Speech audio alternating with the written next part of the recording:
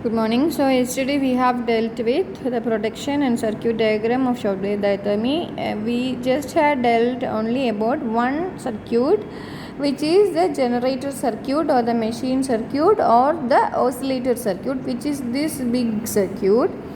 And we didn't mention about this small one, which is called patient circuit or the resonator circuit. So which is resonator circuit, the small one. Yesterday I have sent you a diagram with in which I had drawn it in pink color. Now this is your textbook. You can refer page number 186 of Basanta Kumar Nanda, and I have corrected the diagram of grid leak resistance as the diagram of resistance here.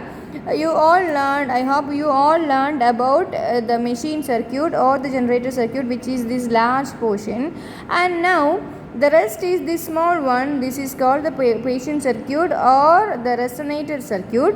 How a patient circuit is working, or what is the need of that resonator circuit, why it is called resonator circuit, that we will be dealing today. So you can see a coil here. Yesterday I have told you that whenever a current is passing through the coil, there will be an electromagnetic induction taking place in the surrounding objects. So in the surrounding objects means in the surrounding coil.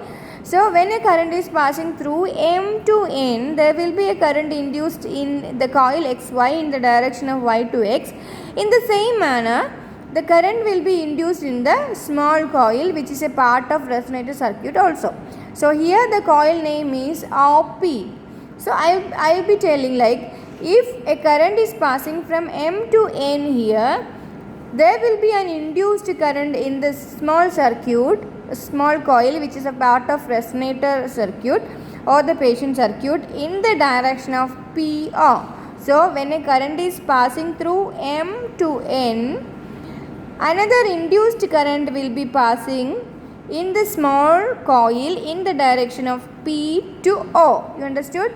So when a current is passing through M to N, one current is induced in XY, another current is induced in the same nearby circuit, that is OP, in the direction of P to O. So here is also a capacitor. The capacitor C1 is a part of generator circuit, but another capacitor is there, that is C2, with the plate name C and D. So when the current is passing through OP in the direction of P to O, from P to O, the same thing is happening in the capacitor 2, C2, that is the current will be charged and discharged whenever the current in OP is starting and stopping. When there is current flow in PO or in OP, there will be charging. When the current flow stops here in the coil, there will be discharging of the capacitor. And there is also one other sign we can see here. This is an ammeter. Actually it should be drawn like this, ammeter. I have sent you the diagram yesterday. You have to draw from that diagram, not from your textbook. You will get confused. And also you can see the capacitor is drawn like this one. This is called a variable capacitor. I hope you have learned about capacitor yesterday. I have told you a task to be done by referring your plus 2 textbook. So here we have a variable capacitor which is named C2 and an ammeter. Ammeter, what is the purpose of ammeter here? Ammeter will be measuring the current flow in the circuit, right? So when a current is passing through OP in the direction of PO, what happens? The capacitor C2 will be charged, and when the current is stopped, the C2 will be discharging. And the ammeter, what is the purpose of ammeter? Ammeter will be showing the amount of current flow. So how about working of ammeter is that when both the oscillator or when both the machine circuit and the patient circuit are working in same phase, the ammeter will show maximum fluctuation. The ammeter will show the maximum current flow. When ammeter is showing maximum current flow, when both circuit are working in same phase, or the induced current in Mn is in the same phase of OP, the ammeter will be the ammeter needle will be showing the maximum current flow, that is both circuit are in resonance. That time is called resonance. Resonance means both the currents are in same phase and the current is in resonance. So there will be maximum current flow that time, and the ammeter will be showing the maximum current flow. That time you can see T indicates tissue or the body part. That time the body part will be heating to the maximum. So we have to ensure that the ammeter reading is in maximum to ensure maximum body heat. So when body heat is getting the maximum, when both coils are resonating, or the patient circuit or the resonator circuit is in same phase with the generator circuit. So the T or the ammeter will be showing maximum reading and body will get maximum heat.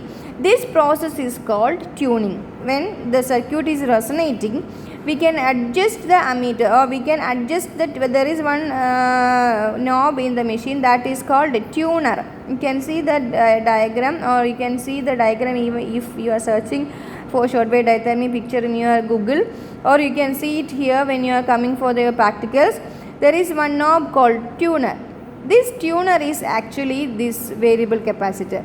We can adjust the capacitance of this capacitor to adjust the ammeter. When we are adjusting tuner, the current flow will be fluctuating, and when we are getting the ammeter to the maximum reading, you can fix the tuner there, so that ammeter is showing maximum fluctuation or maximum current, then the body will be getting maximum heat. So this process, we are adjusting the tuner, that process is called tuning. Tuning is an important short question. So that is the process of working of short wave diathermy. We have two circuit. First circuit we already dealt yesterday, and the second circuit is the smallest one, which is the part of body or the tissue. It has a coil or an oscillator circuit. It has a coil named OP, a capacitor, a variable capacitor called C2 with the plates C and D, and an ammeter.